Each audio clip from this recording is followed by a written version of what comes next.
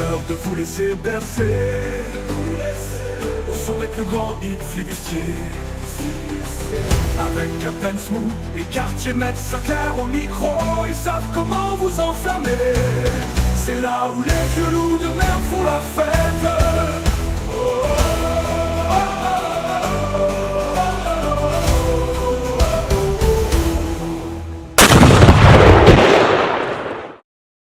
Le mois de mars est le mois international de la femme pirate.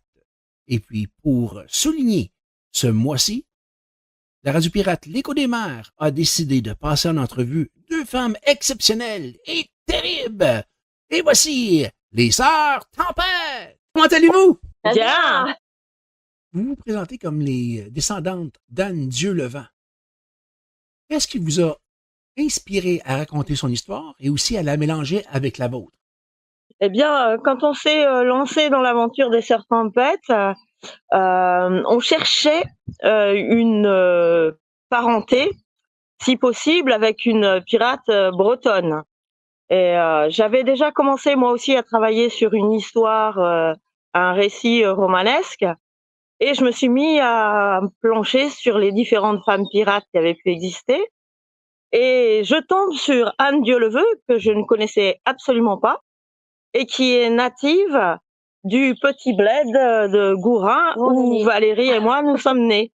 OK. Donc là, il n'y a plus de doute, on s'est dit, bon, ça y est, on a trouvé notre aïeul. Wow! Peut-être de vrais liens possibles. On pourrait découvrir ça dans le futur. Maintenant, vous faites un spectacle qui mélange histoire et légende avec humour et musique. Comment avez-vous trouvé cet équilibre entre la vérité historique et narration fictive? Et bon, on va déjà partir de la musique, parce que donc Valérie avait déjà un répertoire. Vas-y. Moi, je connaissais quelques musiques traditionnelles en fait de marins, de chansons de marins. Et en fait, j'étais fan d'un groupe de musique de chansons de mer et dont je connaissais d'ailleurs les musiciens.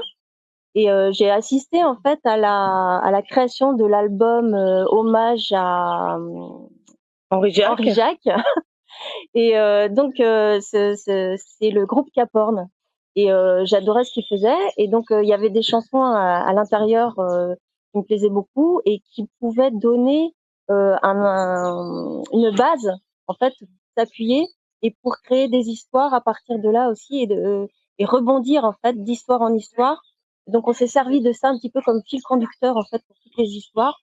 Donc Virginie a été chercher moi je m'étais plus intéressée justement à l'histoire de la piraterie et surtout chez les femmes. Valérie avait des chansons, donc alors sur certaines, on a trouvé des histoires qui se rapportaient aux chansons, et d'autres, ce sont les histoires qui nous ont amené certaines chansons. Ouais.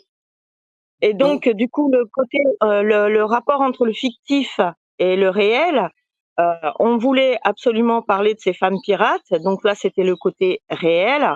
Par contre, il y avait un répertoire qui était classique et qu'on pouvait pas passer à côté, comme 15 marins sur le coffre du mort. Et là, du coup, on est allé chercher davantage dans la fiction. Et ça nous intéressait aussi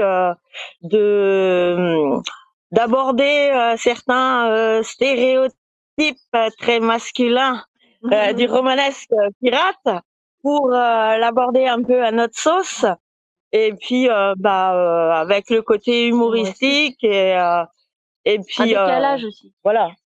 Et puis vu par des femmes. Et oui, justement, nous voulons voir la piraterie du point de vue féminine. Et justement, vous venez juste de parler que vous incluez des personnages fictifs comme Long John Silver aux côtés de figurines historiques comme Chan Chin.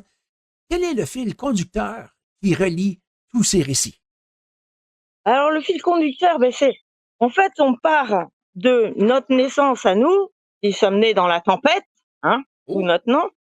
Et donc on part de notre aïeul, et ensuite on entraîne les gens dans un voyage. Alors c'est un voyage, comme dans toute forme de piraterie, il y a aussi bien de la gaudriale, il y a des chansons à boire, il y a de l'aventure et du voyage. et puis, les récits davantage sur telle et telle personnalité sont amenés par justement par la musique, quoi. Donc, À chaque fois, on rebondit, en fait, à on partir d'une rebondit. chanson. OK. C'est vraiment On ça a qui une mène, histoire, une chanson. et ce qui permet aussi d'étoffer petit à petit aussi, parce que le spectacle n'est pas fixe. Ouais. On peut, à partir de là, justement, tout est ouvert parce que ça nous permet de retrouver d'autres chansons qui vont pouvoir nous faire repartir aussi sur d'autres histoires. Le but, c'est de raconter les histoires, en fait, de ces femmes. Oui, donc, vous alternez un récit à une chanson. Et comment choisissez-vous les chansons qui accompagnent les récits? Alors, par affinité aussi, par sensibilité. Valérie, vas-y, parle. Justement, par rapport au chant de Caporne, les textes d'Henri Jacques Il y qui a sont par très exemple, la poétiques. chanson de La figure de proue, c'est assez général, mais cette figure de proue, c'est une femme, déjà. Donc elle est à l'avant du bateau, elle mène le bateau vers l'aventure. Donc c'est un peu tout ça, c'est des histoires de mères, mais de femmes, de personnes, mais c'est avant tout une aventure. Oui, c'est la mère MER et la mère E. Ah, ces belles figures de proue. Elles font rêver tous les hommes. C'est pour cela qu'elle est dans votre répertoire musical. Donc, votre répertoire comprend des classiques et des textes de Henri Jacques. Mais quels sont vos morceaux préférés à interpréter et pourquoi? Alors, justement, c'est un peu la même chose dont on parlait tout à l'heure. Moi, j'aime beaucoup La figure de proue parce que justement, c'est ce dont on parlait exactement tout à l'heure. Oui. Ce côté liberté, elle mène le bateau et puis il y a une ambiance dans cette chanson que j'aime beaucoup parce que justement les hommes, pour se consoler aussi d'être seuls, regardent cette figure de proue, qui représente la femme, le symbole de la femme, et ça les remplit de courage, ça les console quand ils sont seuls, enfin, ça elle est à la représente beaucoup fois, de elle est choses, en fait. sensuelle, elle est libre, et puis, Voilà, elle représente beaucoup de c'est un choses. guide. Et quand les marins sombrent, elle sombre avec eux. Ouais. Donc elle les accompagne au fond de l'océan, en fait. Ouais, puis bref, c'est rempli d'amour en même temps. Voilà, c'est rempli d'amour. Et autrement, il y a aussi Roulis des Houles, en fait, c'est le chant du bon dormeur, du bon dormir, pardon, le chant du bon dormir. Roulis, et en fait, c'est un moment d'accalmie, en fait. C'est le soir, et quand on interprète, enfin, moi, je sais que quand je chante cette chanson-là, je suis carrément dans le bateau, le soir, devant les étoiles, le ciel étoilé, la liberté, mais c'est le calme. C'est le calme avec le clapotis des vagues, voilà, c'est une ambiance. Après là, ouais, puis la fatigue, Après la voilà, fatigue, le repos, il y a toute l'ambiance qu'on peut retrouver sur un bateau. On entend presque craquer les cordages, quoi. En parlant de cordage, j'ai eu vent que vous rêvez de jouer sur un bateau. Si vous pourriez choisir l'endroit idéal pour votre spectacle, où serait-il et pourquoi? Alors, si on part dans le rêve, les Caraïbes, ça serait pas mal. Tortue, à l'île de la Tortue. L'île de la Tortue, quand même, on aimerait bien. Hein. Il y a des fois qu'il y a des vieux fantômes qui viennent nous chatouiller les pieds. Et puis, j'aimerais bien aussi l'Indonésie. Okay. Ah ouais, dans le rêve, ouais. Mais autrement, c'est vrai que aller jouer sur un bateau dans n'importe quel port et dans n'importe quel port et à commencer en Bretagne. Saint-Malo. Ah oui, Saint-Malo, où il y a l'Étoile du Roi et le Renard. Ces deux navires seraient de très beaux venus pour faire votre spectacle. Et puis, tiens, pour revenir à votre spectacle, vous mettez en avant des figures féminines de la piraterie, parfois oubliées. Pourquoi c'est-il important pour vous de raconter leur histoire aujourd'hui? Parce qu'on aurait pu croire que les droits des femmes chèrement gagnés étaient désormais un acquis, et on est bien loin du compte. Et tout ce qui se passe en ce moment dans le monde actuellement, on se dit qu'il faut peut-être remettre un petit peu les pendules à l'heure et montrer que dans l'histoire, le rôle des femmes, c'est pas que d'être une potiche pour mettre en valeur des hommes illustres. Et puis qu'une femme guerrière n'est pas non plus nécessairement une pucelle.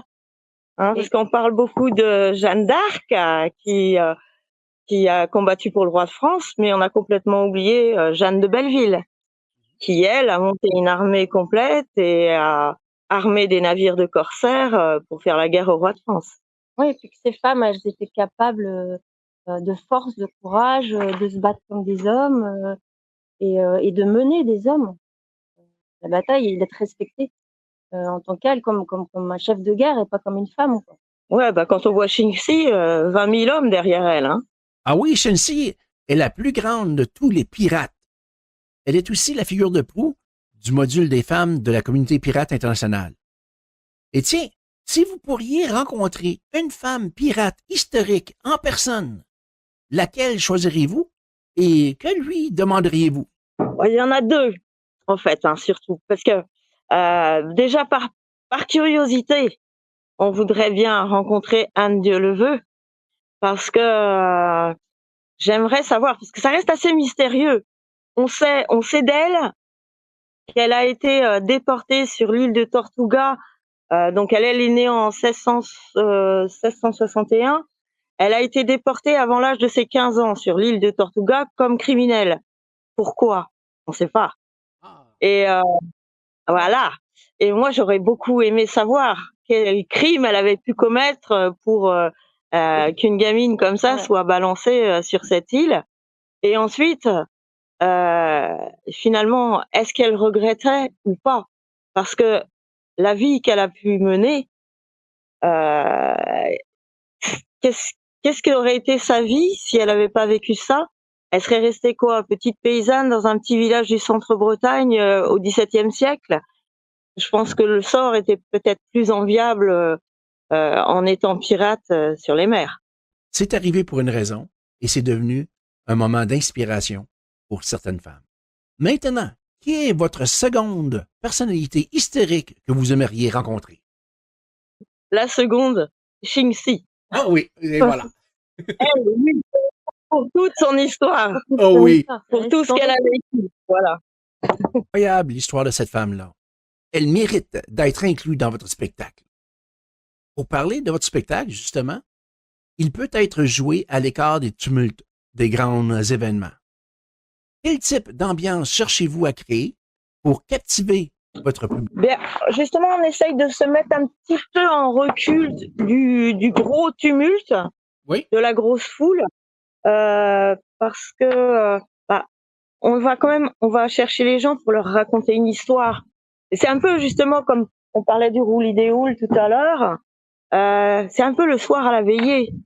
Et cette espèce de grande tradition où le soir, quand les feux commencent à s'éteindre, là, il y a une ambiance qui se crée, qui est propice au rêve, qui est propice à la confidence, et puis c'est aussi pour se mettre un peu les chocottes, faut le dire.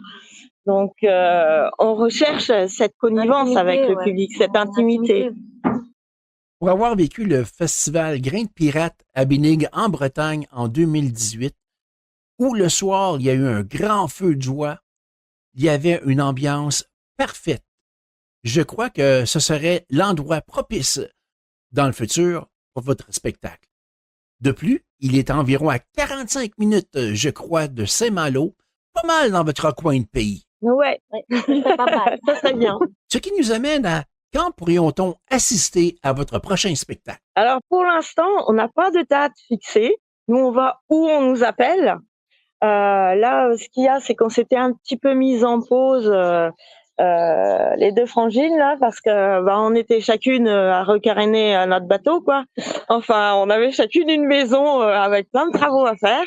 Donc, on redémarre le spectacle là vraiment, et on est en train de prendre des contacts. Donc, si partout où on nous appelle, on va. Donc, comment peut-on en apprendre plus sur vous, connaître les dates de vos prochains spectacles et aussi vous contacter pour d'éventuellement participation à des événements? Alors, sur Facebook, pour l'instant, moi, il y a mon Facebook à moi, de Virginie Gilbert.